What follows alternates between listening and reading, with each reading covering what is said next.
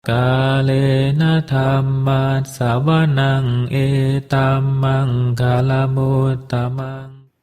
Part 1A. Tanya Jawab Dhamma Sayadaw Dr. Sunanda. Apakah Anda bingung antara praktek vipassana dan samatha? Bagaimana cara yang benar menuju ke nibbana? Bagaimana menangani persoalan yang muncul selama praktek vipassana? Apakah latihan bertahap dalam Dhamma? Bagaimana mempraktekkan jalan mulia berwas 8? Apakah nibbana? Buku ini sangat sesuai bagi para pemula dalam Dhamma, pencari kebenaran, dan juga untuk para praktisi vipassana yang serius. Di sini dapat Anda temukan berbagai topik mulai dari kama, dana, kemurahan hati, metta, cinta kasih, sampai pada vipassana, meditasi pandangan terang.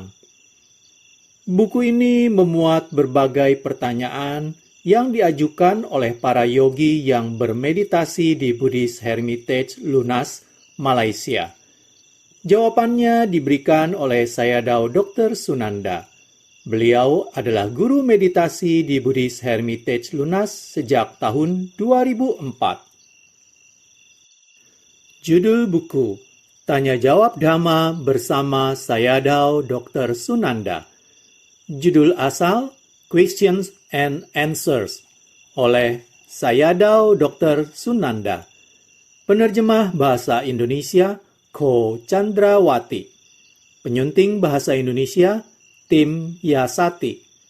Perancang sampul, Tim Yasati. Penata letak, Tim Yasati. Foto sampul, Tim Yasati. Hak cipta terjemahan dan penerbitan, copyright 2018, Yayasan Satipatthana Indonesia, Yasati. Layanan pembaca, Indonesia Satipatthana Meditation Center, ISMC, Bakom. Dusun Baru Limus, Kampung Bakom, Kelurahan Cikancana, Kecamatan Sukaresmi, Kabupaten Cianjur, Puncak, Jawa Barat, Indonesia. Indonesia Satipatthana Meditation Center, ISMC, Jakarta, Jalan Nusaraya, Blok AA, nomor 1, Citra 1 Extension, Jakarta Barat, Indonesia. Website www.yasati.com. Cetakan pertama, April 2018. Buku ini tidak diperjualbelikan dan dibagikan secara cuma-cuma. Yang mulia Sayadaw Dr. Sunanda awalnya adalah seorang dokter medis dengan nama Dr. U Than Naung. Bante adalah keturunan Tionghoa Myanmar yang lahir pada tanggal 29 September 1933 di desa Ah Taung, Kota Kionpiao, bagian Ayeyarwady, Myanmar. Orang tuanya adalah Buddhis yang saleh, mendaftarkan beliau di sekolah dasar dan pengajaran Buddhis di wihara desa. Dari tahun 1947 sampai 1951, beliau bersekolah di Diocesan St. John di Yangon. Pada tahun 1951, beliau melanjutkan pendidikan tinggi dan diterima di Institute of Medicine. Pada tahun 1958, beliau mendapat gelar Sarjana Muda Medis dan Sarjana Muda Bedah. Beliau bekerja di beberapa rumah sakit selama 10 tahun sebelum melanjutkan pendidikannya di bidang kulit dan kelamin di Universitas Vienna, Austria. Beliau kembali ke Myanmar sebagai konsultan ahli penyakit kulit dan kelamin di Rumah Sakit Umum Yangon selama 8 tahun berikutnya, dari tahun 1969 sampai 1977. Selama bekerja, pada tahun 1972, beliau mulai berlatih meditasi vipassana di Pusat Meditasi Mahasi di bawah bimbingan Yang Mulia Mahasi Sayadaw U. Sobhana Mahathero dan murid-murid utama beliau sebagai meditator paruh waktu di malam hari. Pada tahun 1977, beliau mengundurkan diri sebagai pegawai negeri untuk mencurahkan lebih banyak waktu pada meditasi vipassana dan pembabaran dhamma. Beliau membantu guru-guru meditasi di Pusat Meditasi Mahasi sebagai penerjemah bagi para meditator asing.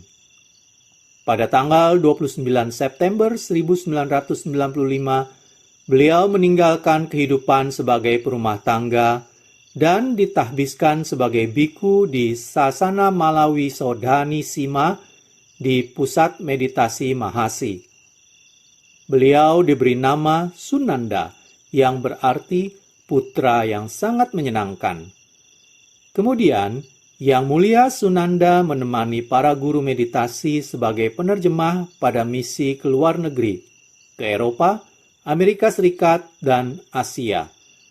Pada tahun 2004, Yang Mulia Sunanda diundang ke Buddhist Hermitage Lunas, Kedah, sebagai guru meditasi yang menetap di sana. Bante adalah seorang Dhammaduta yang tulus, penuh dedikasi, aktif, dan mudah bersahabat. Pendahuluan. Buku ini ditulis dari ceramah Dhamma di Buddhist Hermitage Lunas yang direkam antara bulan Desember 2008 sampai Januari 2009 dan diterbitkan dengan beberapa perbaikan.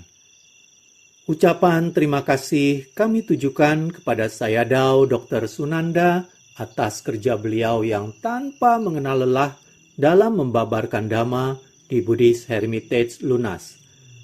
Beliau dipuji karena metta, karuna, dan kesabarannya.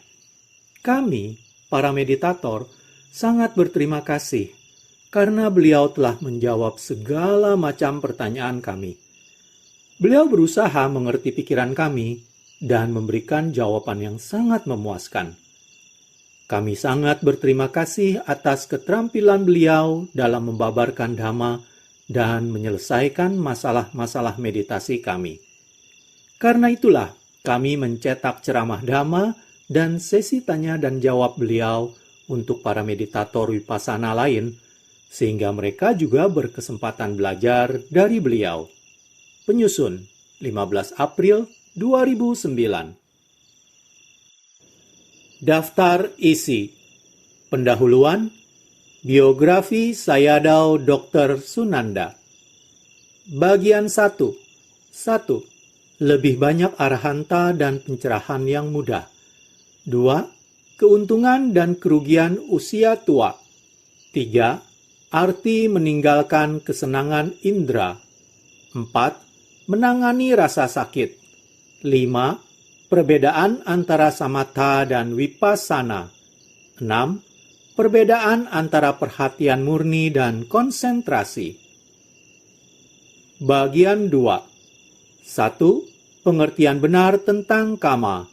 2. Bekerjanya kama pada anak-anak. 3. Bagaimana mendorong anggota keluarga untuk berdana. 4. Mempraktekkan meditasi metta. 5. 15 kualitas meditator. 6. Menangani kesombongan. 7. Apa yang harus saya lakukan ketika saya terpancing marah oleh pihak lain? 8. Saya merasa tidak ada kemajuan dalam meditasi saya. Apa yang sebaiknya saya lakukan? 9. Dapatkah seseorang yang berlatih samatha kemudian berganti vipassana? 10. Penerapan teori dalam praktek meditasi. 11. Bagaimana menerapkan jalan mulia beruas 8 dalam praktek vipassana? 12. Perenungan atas semua perwujudan yang berasal dari 6 indera. 13. Menangani 5 rintangan batin, 4 sifat batin. 14. Subjek Nibbana. 15. Dapatkah meditator mengetahui sendiri saat pencapaiannya? Haruskah seorang guru menyatakan pencapaian meditator tersebut? Bagian 3. 1. Mengapa kita harus menghormati orang tua kita? 2. Mengharapkan manfaat dana dan melakukan dana sesuai kemampuan Anda. 3. Melaksanakan 5 sila. 4. Moralitas atau sila. 5. Permohonan maaf. 6. 31 alam dan praktek meditasi. 7. Bagaimana perhatian murni membantu kita mengatasi sakit, usia tua, serta kematian, dan mencapai kebebasan tertinggi. 8. Saya merasa tidak ada kemajuan dalam meditasi saya. Apa yang sebaiknya saya lakukan? 9. 3 macam kotoran batin dan 3 cara mengatasinya. 10. Perumpamaan bunga teratai. 11. Bagaimana melatih perhatian murni dalam kegiatan sehari-hari. 12. Sebab musabab yang saling bergantungan serta sebab dan akibat. 13. Perenungan atas 5 gugus kehidupan pada 6 pintu indera. 14. 7 tingkat pemurnian dan 10 kekotoran dalam praktek Vipassana. Lampiran 1, batin materi. Lampiran 2, 4 unsur utama, 12 landasan atau ayatana. Lampiran 3, ringkasan 4 landasan perhatian murni, Satipatthana. Bagian 1. 1. Lebih banyak arahat dan pencerahan yang mudah. Pertanyaan: mengapa ada lebih banyak arahat pada zaman Buddha dan mengapa orang mudah mencapai pencerahan? Jawaban: ini disebabkan oleh kematangan kesempurnaan atau dalam bahasa Pali disebut paramita. Ada 10 paramita yang harus dipenuhi seseorang sebelum mencapai pencerahan. Mereka yang cepat dan mudah mencapai pencerahan selama zaman Buddha disebabkan oleh kematangan kesempurnaan atau paramita mereka. Karena mereka telah memupuk paramita atau kesempurnaan ini pada banyak keberadaan dan selama berabad-abad. Misalnya Yang Mulia Sariputta, Agga Sawaka atau murid utama, dan para Mahasawaka, murid agung. Ketika paramita ini matang, mereka mudah mencapai pencerahan. 10 kesempurnaan atau paramita yang harus dipenuhi adalah: 1. Dana, kemurahan hati. 2. Sila, moralitas. 3. Nekkhamma, meninggalkan kesenangan indera. 4. Panya, kebijaksanaan. 5. Wirya, usaha. 6. Khanti, kesabaran. 7. Adhitthana, keteguhan. 8. Sacca, kebenaran. 9. Metta, cinta kasih. 10. Upekkha, keseimbangan batin. Pada zaman Buddha, mereka yang memiliki kematangan paramita bisa cepat mencapai pencerahan. Ini karena mereka telah berlatih pada banyak kelahiran. Mereka yang belum memulai atau mereka yang sudah memulai tetapi parami mereka belum matang akan tertinggal. Sekarang, mungkin alasannya adalah faktor sosial, ekonomi, budaya, moral, atau standar etika. Sebagai contoh, dalam retret ini, berapa banyak meditator yang ada dibandingkan dengan mereka yang berkumpul di tempat-tempat tamasya? Anda dapat membandingkan jumlahnya saja. Ini karena kemerosotan moral, sehingga orang telah kehilangan minat dalam kemajuan dan kematangan spiritual. Mereka lebih menekankan pada kesenangan atau memanjakan diri dalam kesenangan-kesenangan indera. Inilah penyebab lamanya pencapaian saat ini. 2. Keuntungan dan kerugian usia tua.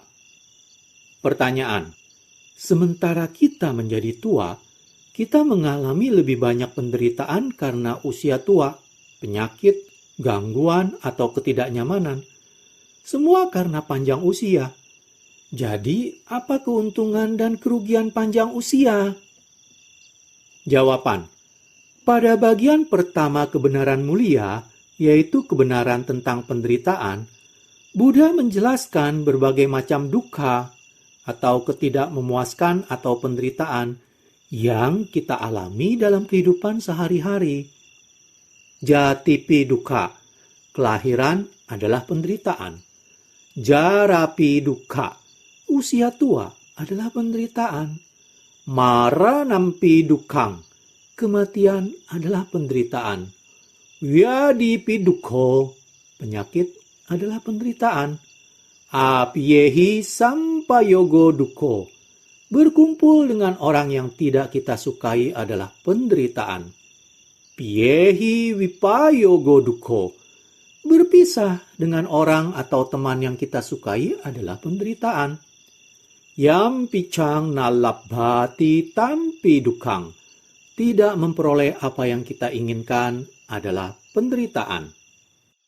Akhirnya, Buddha secara ringkas merumuskan bahwa sankitena pancupadanakkhandha dukkha, kemelekatan pada 5 gugus kehidupan adalah penderitaan.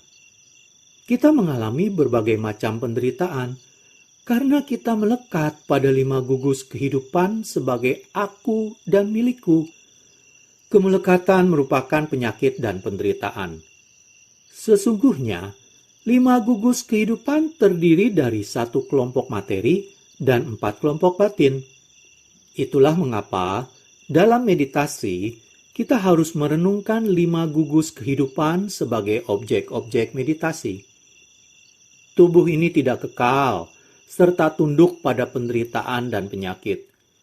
Tubuh ini rentan terhadap serangan dan luka fisik. Kita dapat mengalami kecelakaan atau penyakit yang bahkan ilmu medis pun tidak dapat memberikan perawatan yang ideal.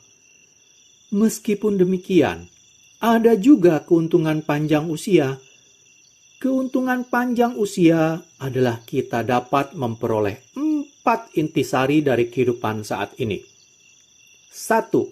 Dana, intisari dari kepemilikan seseorang. Intisari pertama yang dapat kita peroleh berasal dari kepemilikan atau kekayaan.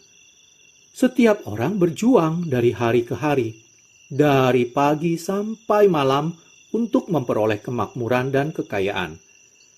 Jika kita tidak menjaga kemakmuran dan kekayaan ini dengan baik, mereka mudah hancur oleh 5 musuh: air, api, penguasa yang kejam, perampok, ahli waris yang tidak bermoral, serta tidak kekal. Bagaikan jika rumah terbakar, kita menyelamatkan benda-benda paling berharga yang bermanfaat bagi kita. Sebelum kita lari, kita mengambil yang terbaik yang bermanfaat bagi kita.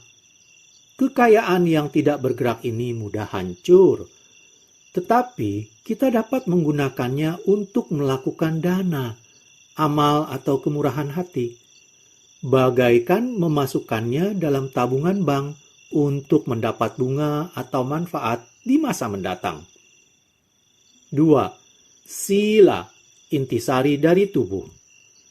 Tubuh kita mudah terkena penyakit dan lapuk.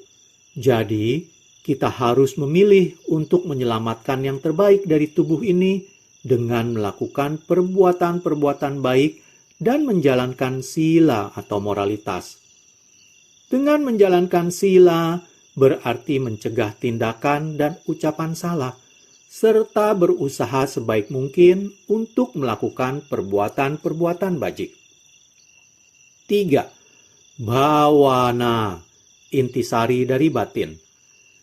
Tubuh ini terdiri dari batin dan materi, atau nama dan rupa. Nama tunduk pada muncul dan lenyap, seperti yang baru disebutkan. Dari rupa atau tubuh, kita dapat menjalankan sila atau moralitas. Sedangkan dari nama atau batin, kita dapat berlatih bhawana, pengembangan mental. Ada dua jenis bhawana atau meditasi. Samatha bhawana atau meditasi konsentrasi, dan vipassana bhawana, meditasi pandangan terang. Dengan meditasi bhawana, kita meletakkan kesadaran kita pada objek meditasi. Dari batin yang tidak kekal ini, yang berlalu dari saat ke saat, Buddha mengatakan kita harus menggali intisari batin dengan mencatat muncul dan lenyapnya nama. 4. Nibbana, intisari dari sasana atau ajaran Buddha. Kita menghargai dan merawat tubuh kita. Setiap pagi, kita membersihkan dan memandikan tubuh kita. Kita bersusah payah menjaga penampilan tubuh kita. Tetapi, ketika yang disebut jiwita atau rentang kehidupan sudah kita lalui, bagian pokok kehidupan, nama dan rupa juga akan berakhir. Menurut tradisi Buddhis Theravada, Buddha mengajarkan 84.000 hal atau topik dhamma selama 45 tahun yang dicatat dalam Tipitaka. Inti utamanya hanya memiliki satu rasa. Tepat bagaikan air di samudra, hanya ada satu rasa, yaitu rasa asin. Inti ke-84.000 hal yang diajarkan oleh Buddha adalah vimutti rasa atau kebebasan dari penderitaan samsara. Ajaran-ajaran Buddha bagaikan gunung yang penuh dengan batu permata. Jadi, seseorang mempunyai opsi untuk memilih terbebas dari 4 alam menyedihkan, mencapai kelahiran sebagai manusia, memperoleh kehidupan surgawi, atau mencapai pembebasan, nibbana. Keuntungan kehidupan sebagai manusia adalah kita dapat menggali 4 intisari dari apapun yang kita punyai dalam kehidupan ini. Dengan panjang usia, kita mempunyai kesempatan berbuat baik untuk pembebasan. Kita perlu panjang usia, karena jika kita hidup lama, kita dapat mempraktekkan perbuatan-perbuatan bermanfaat atau baik. Ketika seseorang sakit, dia perlu mencari bantuan. Jika kita mati muda, kita tidak mempunyai kesempatan mempraktekkan dhamma. Tetapi dengan usia panjang, seseorang akan menderita karena penuaan, penyakit, dan sebagainya. Bagaikan sebuah rumah yang terbakar, kita menyelamatkan benda yang paling berharga dari kehancuran. Meskipun ada penderitaan dari kehidupan yang panjang, namun kita dapat mempraktekkan perbuatan baik untuk mendukung dalam perjuangan kita agar terbebas dari penderitaan keberadaan samsara. 3. Arti meninggalkan kesenangan indera atau nekkhamma. Kata Pali nekkhamma diterjemahkan sebagai meninggalkan keduniawian. Artinya meninggalkan, dan dalam bahasa sederhana kita sebut melepas. Jadi di sini berarti melepas nafsu keinginan atau kemelekatan. Nafsu keinginan dalam bahasa Pali adalah tanha. Ketika nafsu keinginan ini menjadi sangat kuat, Anda menggenggam atau melekat pada objek dengan sangat erat tanpa melepasnya. Menggenggam atau melekat dalam bahasa Pali adalah upadana. Lawannya adalah nekkhamma atau melepaskan nafsu keinginan dan kemelekatan ini. Ada 4 macam upadana, yaitu 1. Kemelekatan pada nafsu indera atau kamupadana. 2. Kemelekatan pada pandangan-pandangan atau ditthupadana. 3. Kemelekatan pada upacara dan ritual, silabatupadana. 4. Kemelekatan pada kepercayaan akan diri atau ego, Attawadupadana. 1. Kemelekatan pada nafsu indera atau kamupadana. Kamupadana terdiri dari dua kata, yaitu kama plus upadana. Kama berarti objek indera atau kesenangan indera. Penjelasan, kama di sini adalah hanya memiliki M1, berbeda dengan kama yang dengan M2. Kita lanjutkan. Objek-objek indera ini disebut kama guna, karena mereka memberi kesenangan indera. Kemelekatan yang kuat pada kesenangan-kesenangan indera atau objek-objek indera adalah kamupadana. Seperti mata, ingin melihat pemandangan yang indah, menyenangkan. Telinga, ingin mendengar serta kemudian menikmati dan senang akan suara-suara yang merdu. Hidung, ingin menikmati bebauan harum. Lidah, untuk menikmati rasa sedap. Dan tubuh, ingin menikmati kesan-kesan sentuhan. Karena itu, melepaskan kamupadana ini adalah salah satu nekkhamma. 2. Kemelekatan pada pandangan atau ditthupadana. Ditti adalah pandangan salah.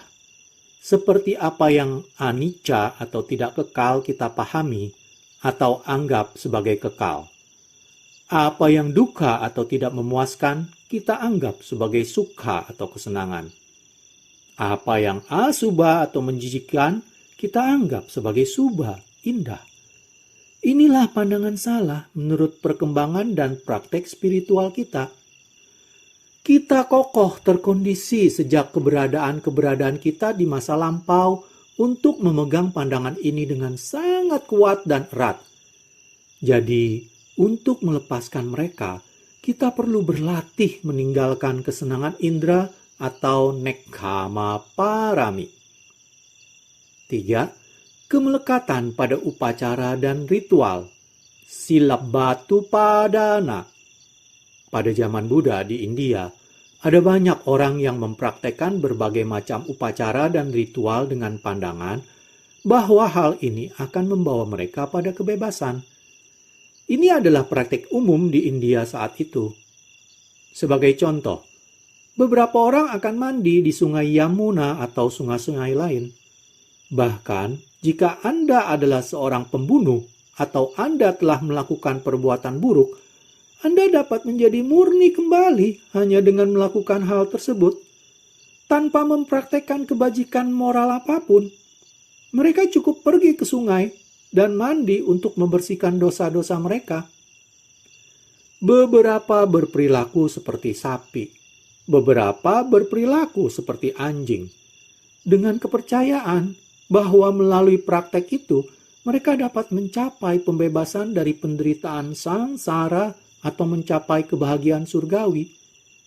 Mereka berjalan bagaikan anjing dan makan bagaikan anjing. Atau mereka membuat api untuk memberi sesajian kepada dewa mereka di surga. Segala macam praktek salah ini dengan tujuan untuk mencapai kebebasan dari penderitaan dan mendapat kebahagiaan surgawi disebut upacara dan ritual. Melepas upacara dan ritual ini adalah nekkhamma parami yang kedua. 4. Kemelekatan pada diri atau ego, attawadupadana. Attawada berarti kepercayaan pada diri atau kepercayaan pada ego.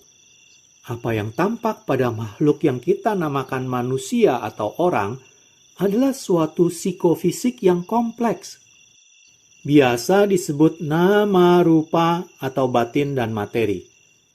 Kadang-kadang Buddha, sesuai dengan kematangan pendengarnya, akan menjelaskan batin atau nama dalam 4 kategori. Demikian juga dengan rupa. Seorang manusia terdiri dari 5 gugus kehidupan atau panca khanda.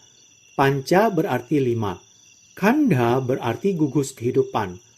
Pancupadana khanda, 5 gugus kehidupan inilah yang kita lekati atau genggam sebagai aku atau milikku. Dan karena itulah dia disebut Pancu Padana Kanda, kemelekatan atas 5 gugus kehidupan. Kita melekat pada tubuh ini sebagai aku atau milikku, dan ingatan atau perasaan atau sensasi kita sebagai aku merasa, sensasiku, ingatanku. Semua ini adalah batin dan materi atau 5 gugus kehidupan, tetapi kita melekati mereka sebagai aku atau milikku.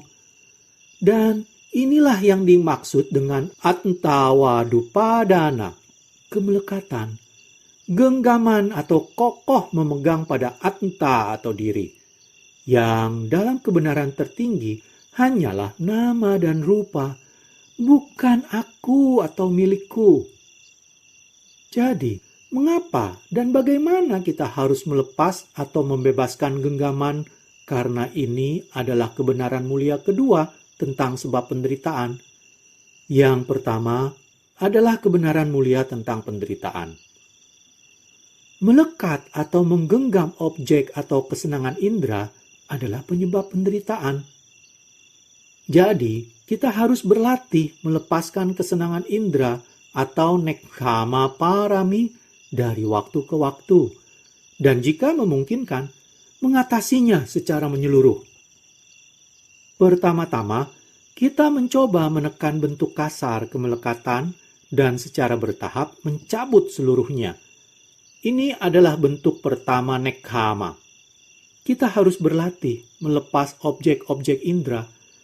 Karenanya, selama retret meditasi, para meditator diminta untuk menjalankan 8 sila yang merupakan bagian pelatihan jalan mulia berunsur 8. Latihan ini mempunyai 3 bagian, yaitu sila atau moralitas, samadhi atau konsentrasi, dan panya atau kebijaksanaan. Kelompok moralitas atau sila magangga terdiri dari ucapan benar atau sama waca, perbuatan benar sama kammanta, dan mata pencaharian benar sama ajiwa. Dengan menjalankan sila magangga, kita berlatih membebaskan diri dari objek-objek dan kesenangan-kesenangan indera, serta memenuhi pelatihan sila magangga atau kelompok moralitas.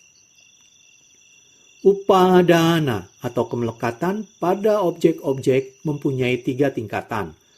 Pertama adalah tingkatan yang tersembunyi.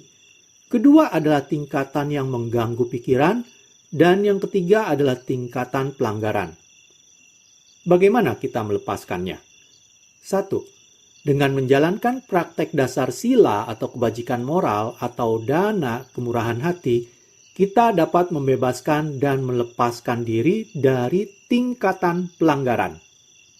2. Dengan melatih samadhi atau konsentrasi, kita dapat melepaskan diri dari tingkatan yang mengganggu pikiran, artinya hanya menekan kekotoran batin. 3. Dengan melatih vipassana bhavana atau meditasi pandangan terang, seseorang dapat sepenuhnya membebaskan diri, melepas atau meniadakan bahkan kekotoran batin yang tersembunyi. Demikianlah, saya akhiri dulu pembacaan dari bagian 1 buku ini. Pada part 1B mendatang, saya akan melanjutkan bagian 1 ini dengan membacakan topik keempat, yaitu menghadapi rasa sakit. Terima kasih. Kalena dhamma savanang etammang kalamutamang